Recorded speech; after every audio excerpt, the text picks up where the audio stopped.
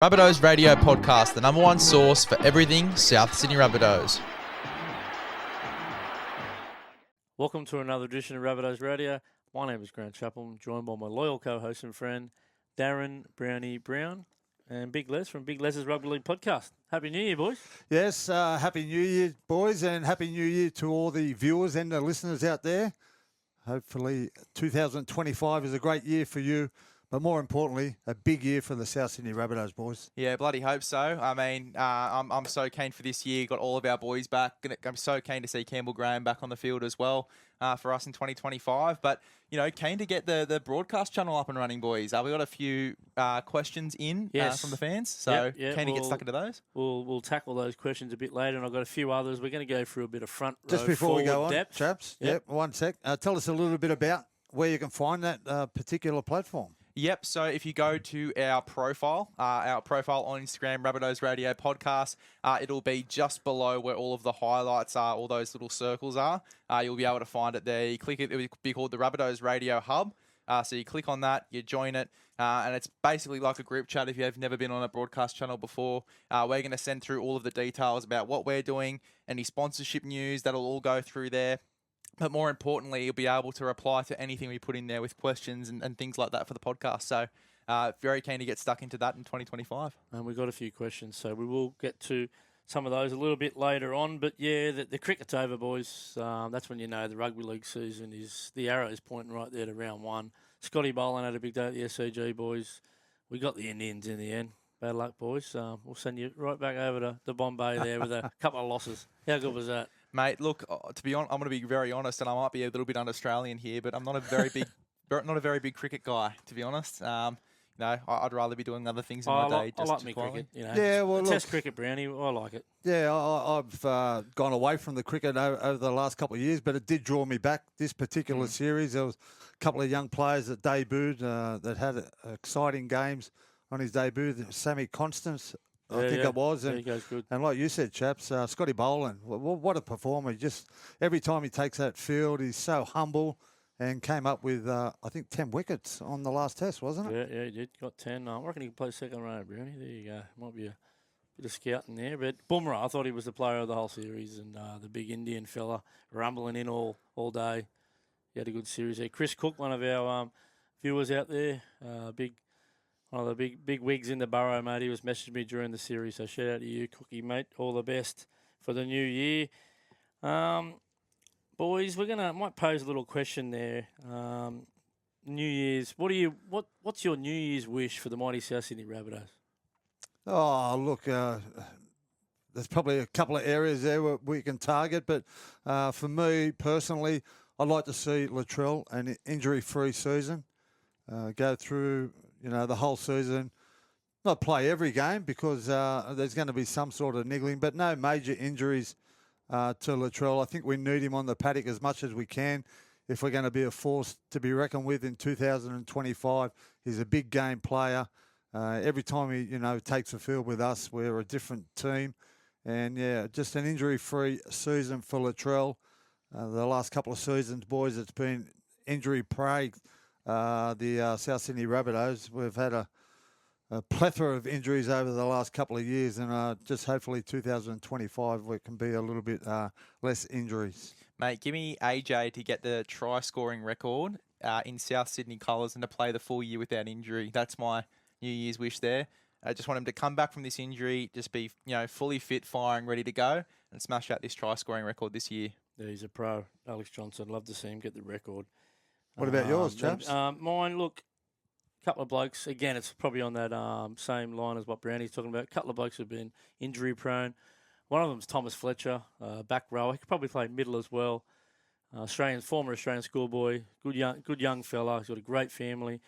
They're up there near Bulladila at the moment, and I'd love to see him debut this year. That'd be on my New Year's list. And also Hazen Mellors as well. He's probably in the same boat. Young bloke, just needs to play 10 or 12 games in maybe Reggie's or in his own age group, and I reckon he'll end up getting a run this year.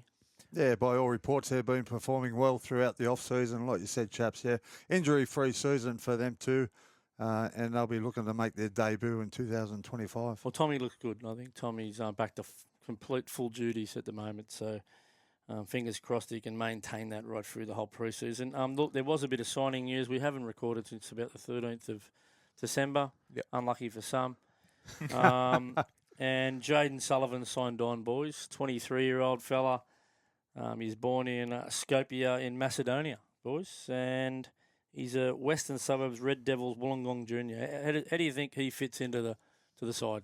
Oh, I think it's an exciting signing, chaps. The kid's definitely got talent. Made his debut at the age of 18 for the St George Illawarra Dragons back in 2020. Hasn't played many games, but went to the Tigers last year on big money. They signed him on big money, and we've signed him over the off season. But I think he's a talent. He can play a number of different positions. I think he's going to be a great addition to the top 30 squad. And look, if Lewis Dodd doesn't aim up, don't be surprised if Jaden Buddy Sullivan is our number 7. I don't rate him as a halfback. I think that he's more of a 6. I don't think his game suits being that controlling leader there in the side. I think it's great, if Cody goes down, or if, even if they need someone for Origin and Cody has to go away for international duties, I think it's great to have a guy like Bud Sullivan in backup. I think that, depending on how we sort of shape our New South Wales Cup side, I mean, we've got plenty of spine players coming to the club. Jerome Burns, Jai Gray's got to fit in there somewhere as well. I'm not sure as to where Jai Gray fits. To where Bud Sullivan fits. So could be 9. Could also be 6, just depending on how that side gets shaped together. Yeah, he's got a bit of versatility about him. I like him in the halves. I've watched him play since he was 16. First year Harold Matts for the Steelers down there. And he just got better and better every year. But to the point where I think he was the best halfback 5'8" in the country by the time he was 19 at his own age level. I think he captained the Steelers to a premiership there. They knocked off our side at, which I think it was coached by Johnny Sutton, David Mwali, Joseph Soiliti. And that was SG Ball? SG Ball, yeah. Yep. They come up and beat us up here and went on and won it. So, look, he's just one of those talents that just hasn't quite found the right system, or maybe lost a bit of confidence in first grade, because everything he did in the lower grades, he just carved up. He had a great attacking kicking game. He was a dominant 7. Yeah. He used to command the ball, touch it nearly every single play. He's got a great step on him. Like, he's really agile on his feet. I saw him. I was at trainer today. He scored about 7 or 8 tries in the opposed sessions today. That's what I was going to ask. He's looking very sharp today. That's what I was going to ask, mate. How is he tracking, looking fit? Looks good. Yeah. I think I spoke to one of the boys in the club there without giving his name away. He said, look, the first 2 days at South Sydney were nearly the best 2 days of his career. He hasn't even played a game yet. So wow. I'm really excited about him. I think he's one of the better halves we've signed in a long, long time. I remember watching him play a game down at Wollongong for the St George Illawarra Dragons. I think it was him, Tyrone Sloan, and Tom Amone. Yeah. They all played on the same day. They come through the pathway system together, and they absolutely carved them up. I can't remember who they played, but and I first laid eyes on him that particular day, you know what I mean? So very, very talented, and, looking forward to watching him go. Now, off the back of the broadcast announcement a little bit earlier, we picked out a question from David Sauter. Sorry if I butchered your name there, mate. Now, his question was, who's going to be our best recruit in the off-season? Just off the back of that Jaden Sullivan thing. Who do you think? Oh, Brownie, you got a bit of an idea there, mate? Look, I think we've signed well. The particular signings that we've signed have added great value to the squad, and there's a lot of versatility and there's a lot of depth there now. Ewan Aiken, Josh Schuster, we don't know how he's aiming up at the moment, but I'm going to say Buddy Sullivan. I think he'll be dynamic, around the middle of the season, playing whether he plays as a 14 or starts as a 7. I think he'll get plenty of opportunity. He can, like I said before, he plays a number of different positions. And, I'll say Buddy Sullivan is going to be our signing of the year. I hope with all hell that it's Lewis Dodd. Obviously coming into that number 7 jersey. I really hope that he, starts the year well and South City can go on a bit of a run and just get a bit of positive momentum to head through the rest of the year. Because, it is hard to replace Adam Reynolds. We've been trying to do it for the past year or 2 years now. I really hope that, 3rd year's the charm and we can get Lewis Dodd in there, playing some good footy. Yeah, for sure. I'm going to say Lachlan Hubner. Hubby, I reckon he's going to be the value signing of the year. Not really on too many people's lips in other clubs, but he has impressed every single person in the building, and I'll be very surprised if he's not in the 17 come round 1, and he'll be used up the whole season. Mate, don't worry about that, mate. I hope you get some rest, hubby, because you're going to get used up every single round. I'm hearing that I think we spoke about it the other day that him and Moale look quite fit, ready to go. Yeah. Davey, some pictures coming out there from the boys in the Cast Patrol. Yeah. Photo from last year and this year. Looking more aerodynamic with the fade, mate. I reckon, that could have been Jamie Humphries' influence, getting the Warwick Farms out and that. And Davey's thinking, hang on a minute. Chaps, I can get bigger arms than that. But Just going back to Lachlan Hubner, however you want to pronounce it. Where does he play? Well, he's more of a lock forward, mainly, but he can play in the back row as well. Where he fits in at South, I'm not sure. It depends what style of football we're going to play. Yeah. We don't have the biggest rotation in the front row. We're going to get to that front row depth a bit later on. But he's got a lot of foot speed. He's got high work rate, and he can play the whole game. You just said we haven't got a lot of size in our middles forward play. Does that mean we change our style of play? Well, we have to, because you can't have the big blokes, going up the middle of the field when we don't have them. Well, I suppose you're going to have to play more of a high-tempo style game. Well, we were sort of talking about this in our last show, and I think this is where we sort of disagreed, Brownie. I think that the game's moving towards the smaller, more mobile forward. I think that to solve the size issue, at least up front starting, I think Keon probably moves into the middle. But I certainly think that the game is moving towards a lot more of a mobile pack. And you even look at the Bulldogs going into this coming year as well. They've got Tupanua there. Don't tell Melbourne Storm that. Yeah, they've got obviously Curtis Morrow. Yeah, Melbourne Storm are probably the only team that doesn't do it at the moment. But I do think that it's the way the game is going. So I actually don't mind our pack going into this year. I think that it's looking good. Yeah, we'll be okay. I think they're going to add something. We'll talk about that a bit later. Another one of David's questions was who will be the most improved player of the returning players? So the blokes coming back, whether they're a crook or not or what? Who do you think? Campbell Graham to make Origin, right wing, lock it in. Yeah, I agree with you there, mate. We definitely missed Campbell Graham last year. I think Campbell Graham is looking for a big season. Was on the cusp of playing for State of Origin when he actually pulled out. That was I'm pretty sure that was his last game, wasn't it, Chaps? Or did he come back at all? I don't think after so. that Origin selection? No, I don't think so. I don't think so. Campbell Graham looking for a big season. We really missed him last year, and he'll do a good job for us again this year. Yeah, I'm going to say Isaiah Tass coming off a broken ankle. I reckon he's going to come back and be our most improved player this year. He'll find a spot in the 17 somewhere. Where does he fit? Where do you put him? Centre or wing. I'd have him on the centre or the wing. Yep. Yeah. I think so. Depending on the availability of Alex Johnson too. Yeah. Well, the good thing about it is we've got depth there now, haven't we? And that's something that we haven't had over the last couple of seasons. We lose a couple of players through injuries, and we just spoke about our injury toll at the start of the show. It's been horrendous the last couple of years. It's good to have quality players to come in and place a player if he gets injured. Now, another question I'm going to pose to you blokes before we go, and then we'll go through the front row depth. Who is going to be the best 4 front rowers in the club? Who's going to be the first 4 starting in round 1? The 2 on the field, front row, 8 and 10, and 2 coming off the bench in rotation. Who do you think? Brownie, I'll let you go first this time, mate. All right. If everyone's fit, you're talking about Chaps. Yeah, if everyone's fit. Obviously. I think Junior Totola, once again, plagued with injuries over the last couple of years. I think he's only played about 5 or 6 games in 2 years. Hopefully he can get back on the field and get some consistency, which won him the George Pickens medal a couple of seasons ago. I think he'll be a starter. David Moale, I think, has been improving each year. He's got a lot of minutes last year. He's starting to improve, and he's got to take the next step because we've lost our leader in terms of Tom Burgess, and David Moale is going to say, look, I'm a leader here. Only young for a front rower, but, geez, he's playing good footy over the last, season or 2. He's looking fit, and I think he'll be a starter. Hubner, I think they might play him in the middle, Chaps. And I'll go with the third one. I'm going to say Keon Kalamatangi. They'll move him into the middle. Do you reckon he comes off the bench, Bart? Or do you start him?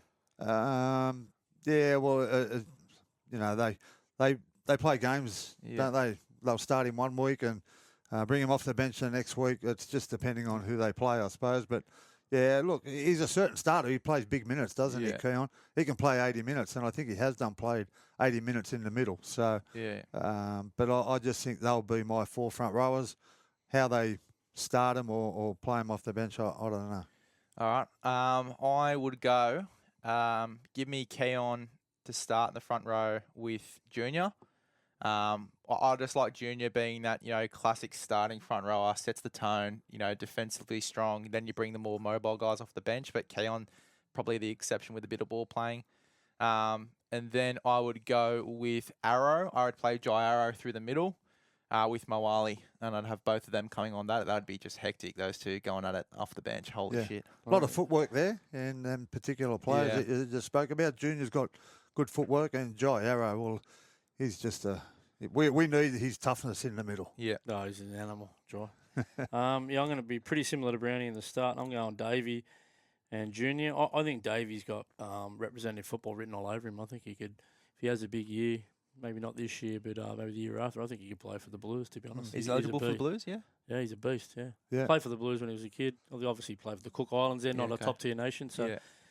he's eligible for the Blues. We'll pencil him in there at the number 8 for the Blues in the next 48 months. Write that one down. We'll clip that one up. And off the bench, I'm going to throw a little Smokey in. Hasn't had a lot of games in a row in first grade. He's got the ability to do it. I love to see Shaq be the first rotation in off the bench. Ball player. Just got to get that fitness up and keep the injuries down. He's had a few soft tissue injuries over the past couple of seasons. I think this is his year under the master coach, Wayne Bennett, to develop in. And I'm going to say the same as Brownie. I like Hubby. Hubby coming in off the bench, and he's quite versatile. We could jump in at lock if Cam gets hurt or Keon gets hurt or something like that. And, yeah, he can play in the back row as well. Hubby, that'll be my couple of in rotation there. We're going to go through it. Look, so we've mentioned Davey, Junior, Shaq, Hubby, roughly. Yeah. And then I guess it goes Jai Arrow, Keon, Kepi. Is everyone pretty? That's probably about the depth chart, I reckon. Yeah, I forgot about Kepi, an experienced player. Obviously played a lot of games last year, and he's going to be in the mix without a doubt. Oh, for sure. Make or break for Kepi too. I reckon he's in for a huge year. He's a big unit. He's so tall. The tall timber there. And a couple of the other full-time guys that could get an opportunity. Thomas Fletcher, I reckon he could possibly play middle too. He's looking pretty big and fit. He's someone that could come in the development side of things. Liam LeBlanc has played a lot of lock and a lot of middle. Got some opportunities last year with a lot of injuries. He's off contract too, so he'll be looking to impress. And the other one who is a bit of a smoky is Nazareth Ta'ua, the young fella come down from Brisbane a few years ago. He looks pretty good at training as well. Put on a bit of size and willing to stay back when everyone's gone back in the sheds. He's out there by himself doing his own extras. So That's what you got to do. He wants it. How old is he? I think he's 19 this year. Yeah, right. Do you reckon there's a chance he comes in this year? Possibly, yeah. He can play in round 1. He's a development player. The rules have changed. Not sure if he'll get a run in round 1. They might play him in his own age group. I think he can play. I'm pretty sure he qualifies for the SG Ball. He might play some games there, jump into flag and work his way up. Yeah, okay. Bit like Ty Munro did in all that same season. Ty's done it before. I'm sure Big Naz can do it. And in the training trial blokes, Celestia Tata's been quite impressive. Big fella.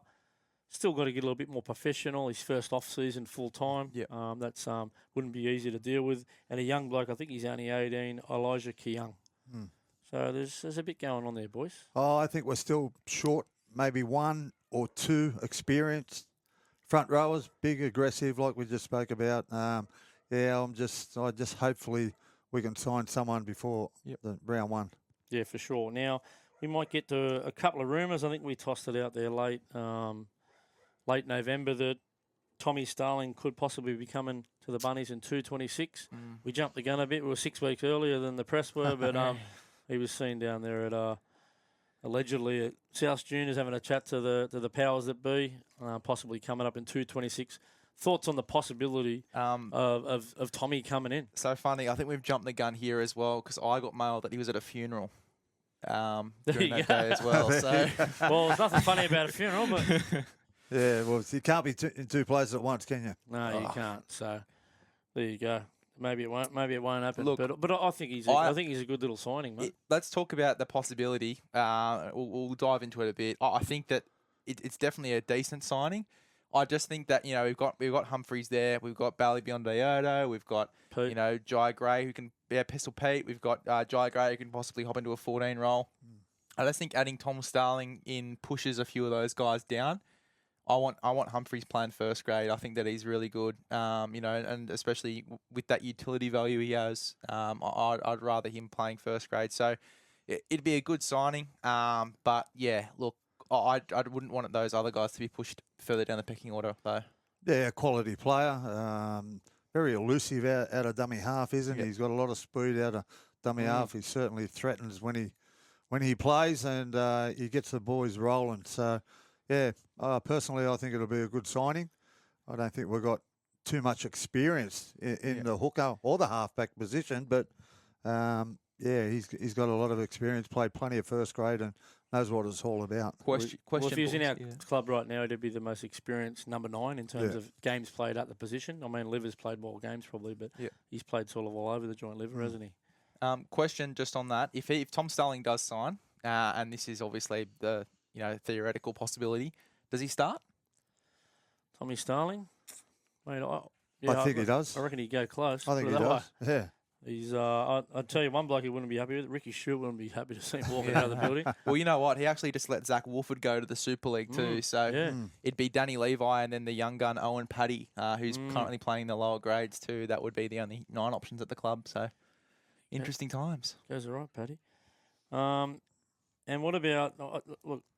Well, who do you think we need to sign here? Have you heard? Look, I've heard a couple of whispers that Matt Lodge still not signed anywhere else. We've still got 2 spots available, full-timers. Look, we're getting into the back end of January. Matty Lodge, I think he'll end up being there at some stage. Well, I hope so, chaps. I've been saying it I really do. since day one. And like you said, they've just been holding off. He hasn't signed with any other club at the moment. Hopefully he's still training, put it that way. But he just won a fight a couple of weeks ago, so I'm sure he'd be nice and fit. But yeah, Matt Lodge, I think he'll just fit in nicely, and that'll just give us that a little bit more experience in the front row and a little bit more size and aggression. Do you reckon they sign him up at our Q Cup side and just see how he goes and maybe bring him in if we need him, sort of thing? I don't. My understanding is he won't come unless he's on the money that he wanted. And that's why no one signed him, because there's no market for him. No one else is jumping at that money. So the longer they wait, the cheaper he's going to be for this season, because we've nearly lost we lost a third already of the season for the actual contract. So you might be able to get him in on I don't know, throw out a figure of 300 for the rest of the year, and he might go, you know what, there's nothing else doing, let's go. And there might be a little clause for the following year if he does X, Y, and Z. Well, bang, he gets on that sort of money. You want him on a nice incentive-based deal. I think he's a great size. He's tackle 1 prop. Off the kick-off, we're going to just toss it over to Lodgy, get us going on the front foot, big fella. And he can play big minutes as well for a front rower. So, yeah, once again, I think it'll be ideal if we can get him. If not, hopefully Wayne's got something else up his sleeve. Yeah, 100%. So hopefully this young bloke you're keen on is up there's the goods, the 19-year-old. Yeah, Nazzy, you never know, mate. What'd you make of the news of Russell Crowe? There was a couple of rumours out there. He quashed it. He got the hose out, hosed it down a little bit. But where there's smoke, there's fire. I don't know if it makes a massive Chaps, difference. After being in real estate, everything is for sale. Yeah, for the right price. Well, everyone's got a price. He's talking about 15, 20 million. There was a figure thrown around a couple of weeks ago. If you get 20 million, if you get 25 million, why not sell? If the price is right, if mate. the price is right. Now, Les, there's an update on you playing for the South Eastern Seagulls this year. You're on the group chat. Mate, look, as far as I know, there's no group chat, so I'm there is one. There is one. Well, can you please add him, boys? There's not. Come on. What's doing? Nah, training well. Just doing the extras. A few Broncos, getting back into the Broncos. Fuck, that's not easy. How are you handling them? I'm breaking at 5 minutes or what? Look, I'm sitting at. I'm not going to lie. Be honest. I'm sitting at about 6:30 at the moment. Yeah. They're tough. Yeah, Things. fuck, Jesus. yeah. So just starting it out, getting a bit fitter. But 96 kilos at the moment, just in the gym at least 3 to 4 times a week. So Good size, Brownie. Yeah, good size. 6'30" is not bad for a middle forward. Are you middle or an edge? Can play a bit of both. Not sure. Haven't started training yet. I think we start late Jan, so we'll see what the coach has in store. To all the viewers I've out got there it and down, the number listeners. 11. Number 11, Brownie. Yeah? Yep. Make sure Left you get edge. down to Pioneer Park throughout the South Sydney Junior season. And, yeah, cast your eye over Big Lez and give us an update on how he goes. I'll be down there. I'll be down there for sure. Eh? That's what it does. I won't miss too many games. If I'm not working, I'm going to watch Big Les. Don't worry about that.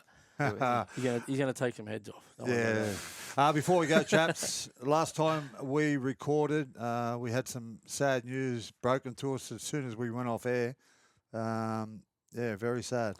Yeah, a workmate of ours, Richie Mckel, former Rabbitoh player number 876, passed away in middle of December there. We had his funeral last Tuesday, and it was one of the biggest funerals for a 53-year-old I've ever seen. Players from the rugby league community, coaches, they were all there. Played for he was big in the Cronulla area, wasn't he? He certainly was. Played for a couple of clubs, Cronulla, the Rabbitohs, and even played overseas in the UK. So, yeah, big community, big roll-up, and so it should have been because he was a really good fella. Yep. Richie Mckel, he sat at our table, didn't he, chaps? Yeah. At work at Smoko and that, and had many conversations with him. He was big in the water polo community and, like we just said, the rugby league community. But more importantly, he was just a really, really good bloke. Left behind a wife and 3 beautiful kids and passed away suddenly. So there was nothing planned for that. And, really, really sad. Condolences to all the Mckel family. I know a lot of them live up Newcastle way as well. So, yeah, it was a really sad day the other day. Yeah, he was one of 6 children, which, not so many families have 6 children these days. So it was a big roll-up. I was very proud of all our workmates. It was 300 or 400 turned up on the day. So, he's going to be a big loss to, obviously, the Sutherland Shire community and his family, but also our workmate. We're going to miss you, Big Rich. He's the biggest bloke I've ever seen eat a small packet of tiny teddies in my life. Yeah. Just picture him at the table, this big giant bloke eating these little tiny teddies. Man. Yeah. And well done to the DP World Port Botany. I think we raised over 30,000 for the family. Everyone chipping in a little bit of coin. So so well done and going to a family in need. Yep, for sure. We got anything else, boys? Nothing else, mate. Nothing else. Yeah, that might be about it for another edition of Rabbitohs Radio Podcast. Up the mighty Rabbitohs. See you next time, guys. Up the bunnies.